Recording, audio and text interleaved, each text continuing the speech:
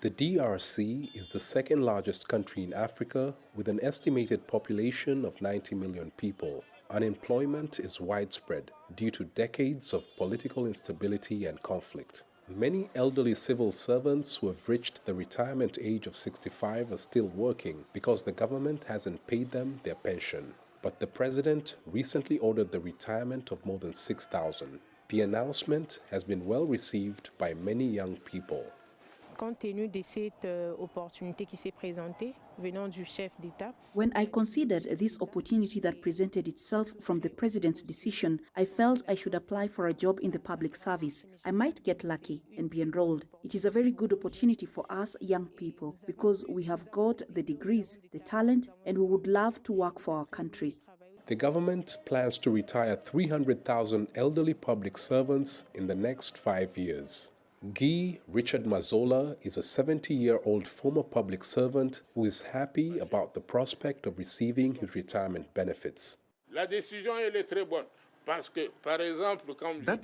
is very good. I compare it to the times that my dad used to work. It was automatic. You didn't even need to ask anyone. Once you turned 65 years, you had to retire and get all the benefits that you are entitled to. Thousands of aging civil servants like Guy Mazola have been waiting for their pension for decades. Vous vous imaginez, on était obligé parfois de se réveiller à 5h30. You can imagine that I used to wake up at 5:30 a.m. every day and be at the office at 7 a.m. and I would leave the office at 10 p.m. for 40 years. I am tired. That's why when I go to sleep, I don't want to be disturbed. The government wants the new positions filled by young people who make up the largest number of the unemployed. 90% of the active population is unemployed in the Congo. 90% of the active population means that in reality, everybody is unemployed. There is no job creation, neither from the private sector nor from the government side. But the government, being the biggest employer in this country, has a big responsibility in that.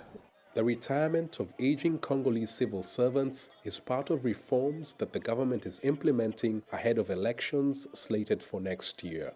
Authorities in the Ministry of Public Service say they are finalizing the payment of retirement benefits to the retiring employees in a bid to open up job slots.